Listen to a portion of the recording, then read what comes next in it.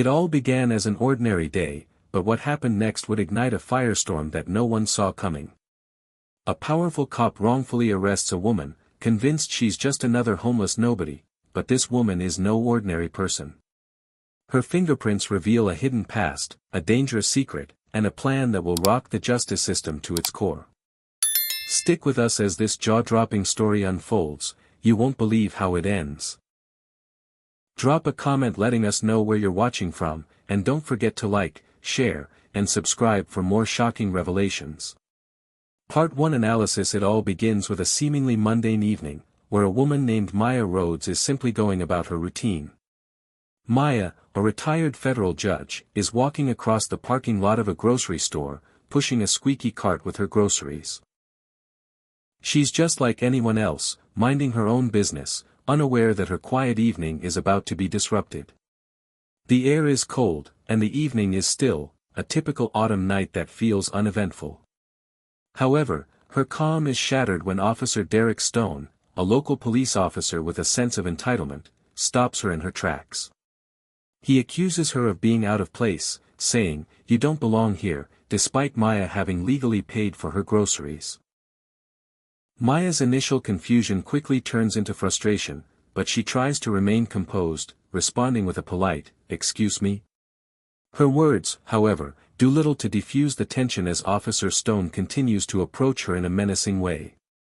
What follows is a textbook case of abuse of power.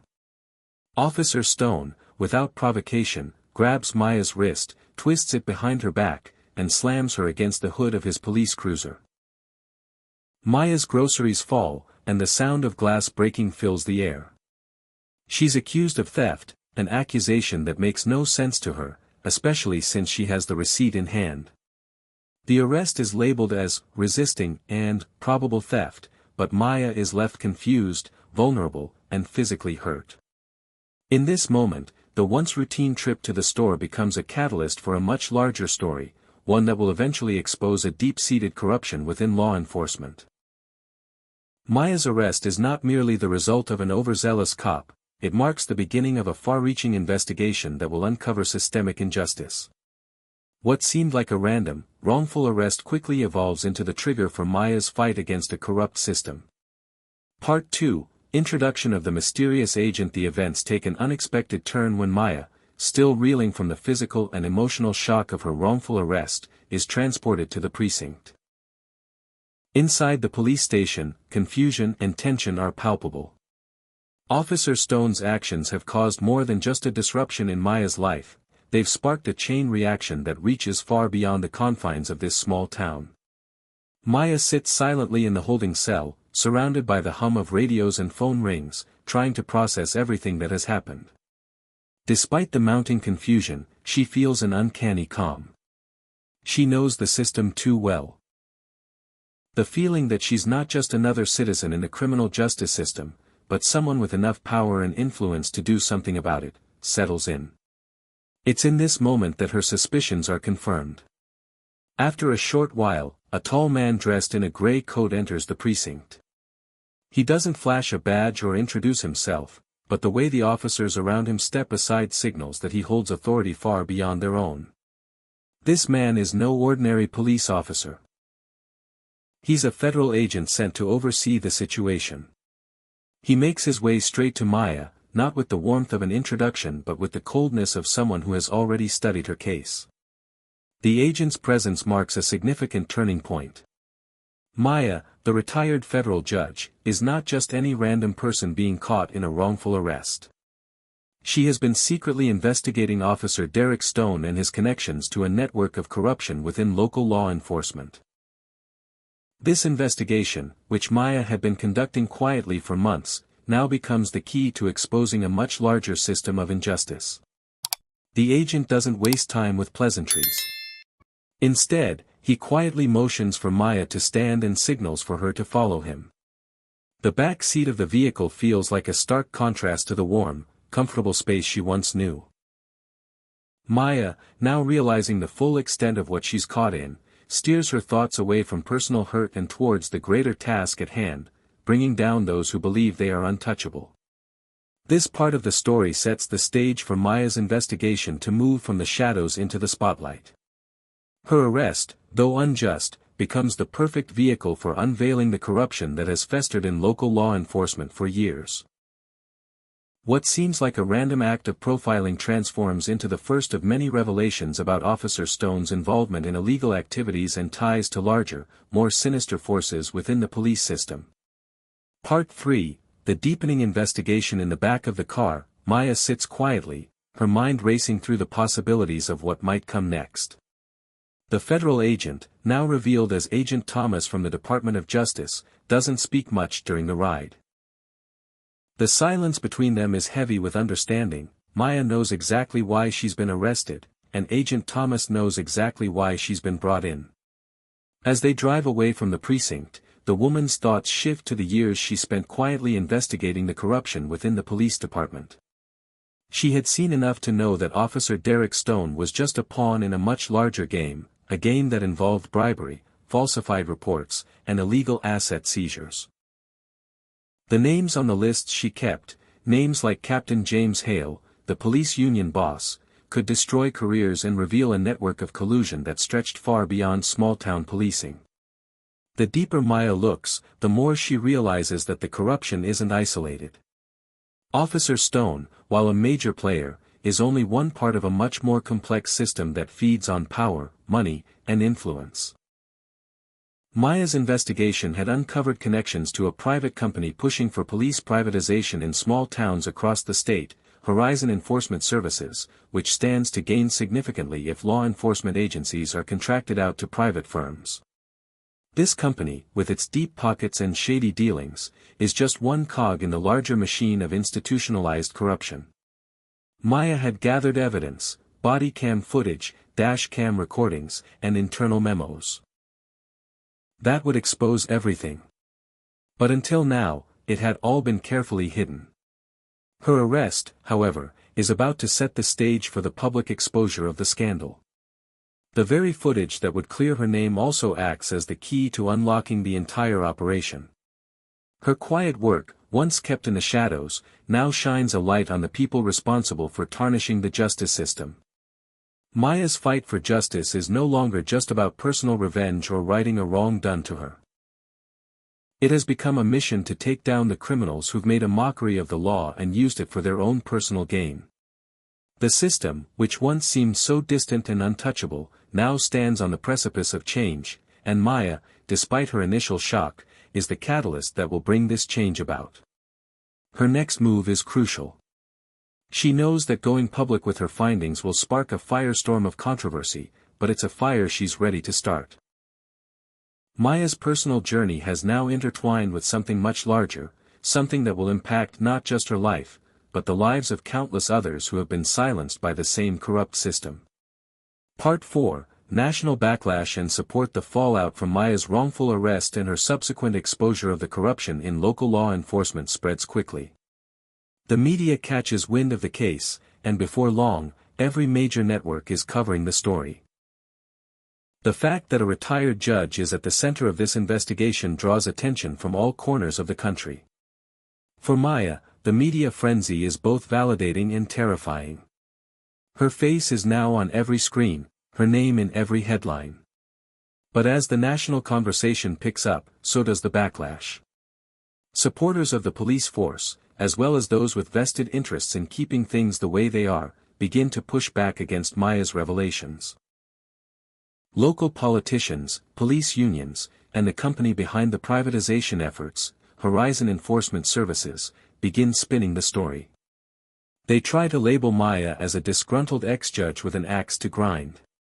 They attempt to cast doubt on her credibility, framing her as someone who's simply out to destroy the system. But Maya isn't deterred.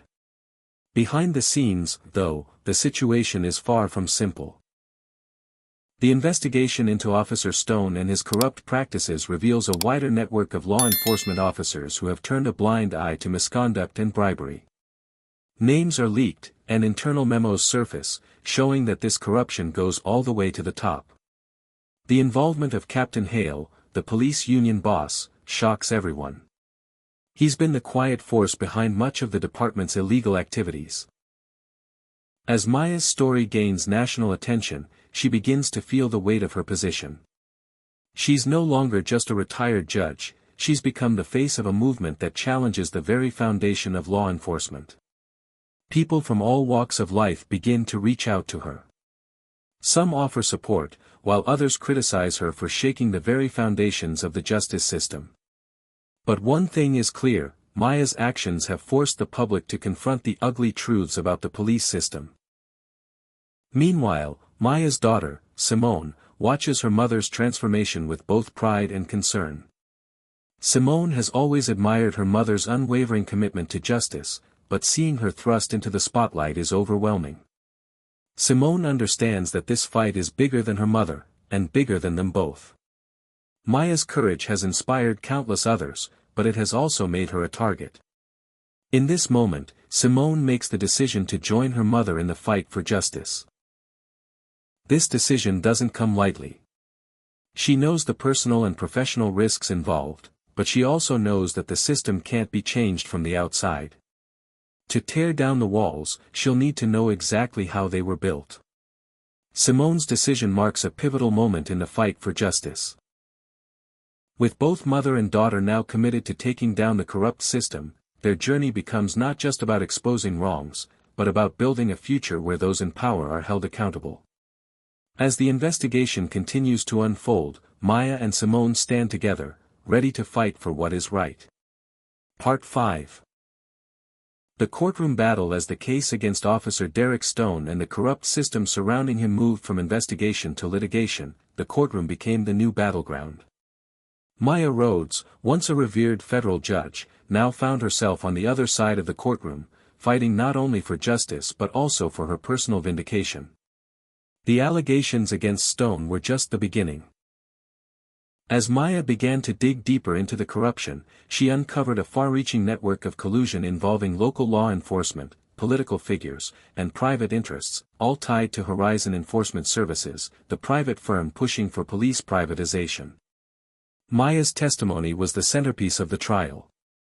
She had meticulously built a case, gathering evidence that would bring down those responsible for exploiting the justice system.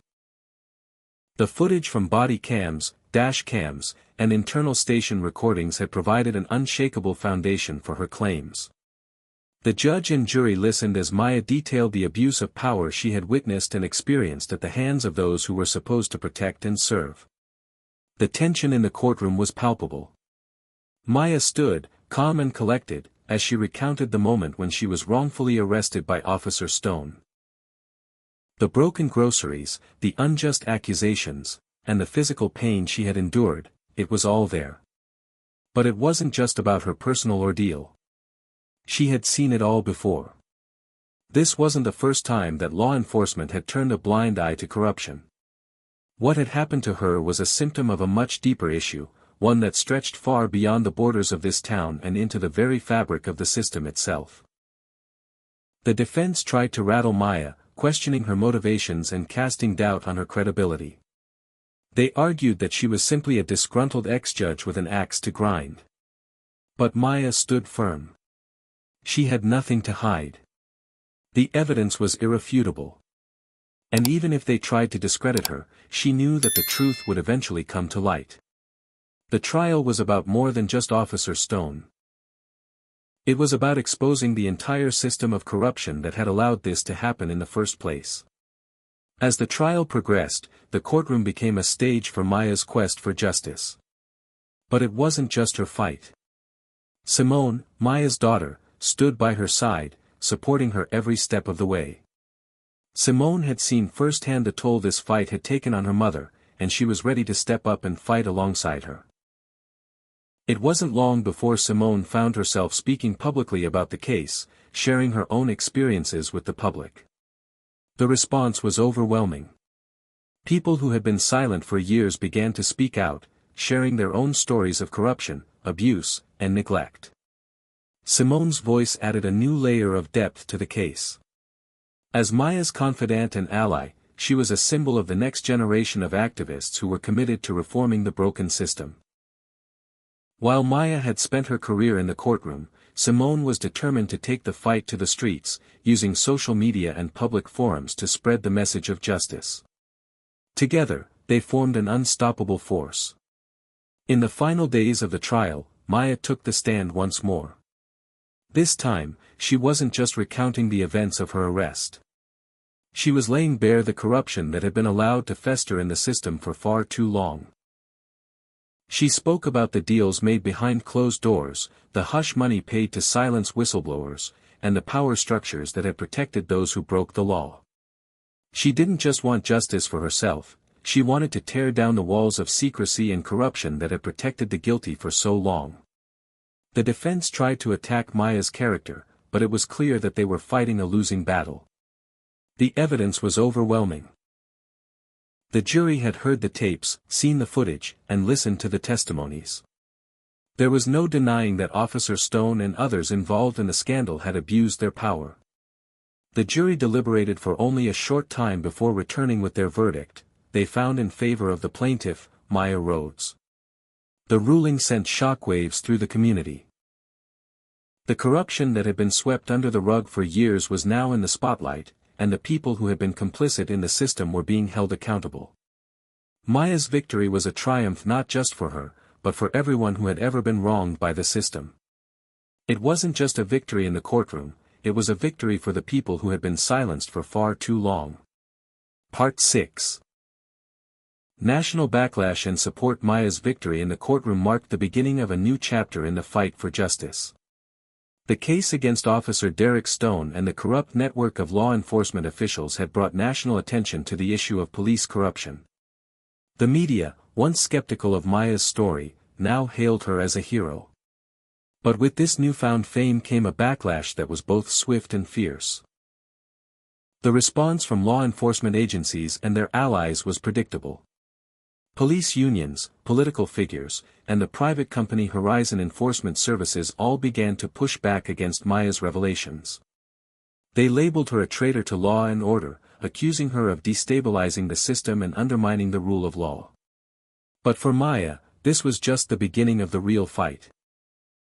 Maya's story had sparked a national conversation about police corruption and the privatization of law enforcement.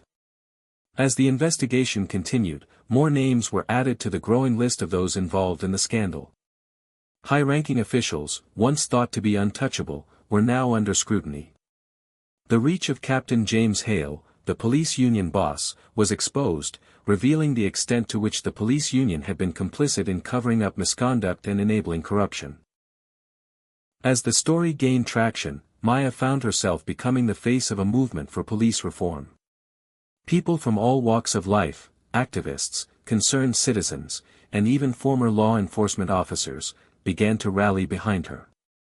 Social media erupted with hashtags like #JusticeForMaya and #ExposeHorizon, as more and more people shared their own stories of police misconduct and corruption. But despite the growing support, Maya knew that the road ahead would be difficult.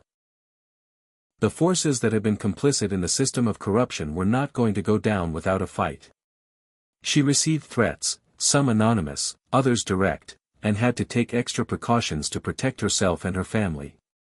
There were days when the weight of it all seemed too much to bear, but Maya refused to back down. She knew that the fight for justice was bigger than just her. It was about creating a world where the powerful could no longer abuse their positions of authority. Simone, her daughter, became an increasingly vocal advocate for the cause. She had seen her mother fight for justice her entire life, but now she was stepping into the spotlight herself. Simone knew that the fight for justice wasn't just about exposing the guilty, it was about changing the system that allowed them to flourish. As the public's attention turned to the case, Simone began to speak out, sharing her own experiences and calling for reform.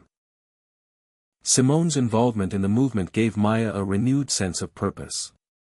She knew that the future of the movement rested in the hands of the next generation of leaders, and Simone was more than ready to carry the torch. Part 7, The Courtroom Victory and Public Awakening. Maya's courtroom victory had been a triumph, but it was only the beginning of a much larger reckoning. As the news spread, the fallout from the case reached every corner of the country. Horizon Enforcement Services, once a powerful player in the private security industry, found itself under investigation. The company's contracts were suspended, and their influence began to wane. But the battle for justice wasn't over. The case had exposed the deep flaws in the system, but it had also opened the door for others to speak out. Maya's victory was not just a personal win, it was a victory for everyone who had ever been wronged by the system. People across the country began to demand accountability from their local law enforcement agencies, calling for reforms to ensure that police officers could no longer abuse their power with impunity. But the road to reform was not an easy one. Despite the national attention and the growing support for Maya's cause, there were still powerful forces working to maintain the status quo. Police unions, political figures, and even some members of the public continued to resist calls for reform. They argued that the system wasn't broken, that the actions of a few bad apples shouldn't tarnish the entire profession. But Maya knew better. She had seen firsthand how deeply ingrained the corruption was within law enforcement. She had spent her career fighting for justice, and she wasn't about to let it slip away now. With the support of her daughter Simone and the countless others who had rallied behind her, Maya was ready to take on the next phase of the battle. The fight for justice was far from over, but Maya's victory had shown the world that change was possible. The corrupt system had been exposed, and the public was no longer willing to turn a blind eye. As Maya stood before the cameras once again, she knew that her work was just beginning. Part 8, The ongoing fight for justice. As Maya's case gained national attention, the demands for reform became louder. The public was awakening to the reality of police corruption and privatization, and they were no longer willing to accept the status quo. Maya's victory had opened a floodgate of support for the cause, but it had also brought new challenges. Maya had to contend with the continued threats and pressure from those who wanted to silence her. Despite the growing momentum for reform, there were still powerful forces working to protect the old system.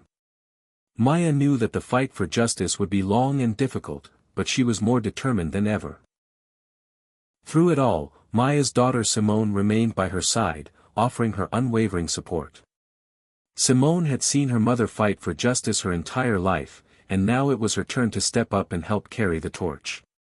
As the movement gained traction, Simone became more involved, using her voice to advocate for change and to ensure that the fight for justice continued. Maya's journey had come full circle. From a judge who had seen the worst of the system, to a woman who was now leading the charge for reform, Maya had become a symbol of hope for those who had been silenced for too long. And while the fight was far from over, Maya knew that the work they had done had already changed the world in ways they never thought possible.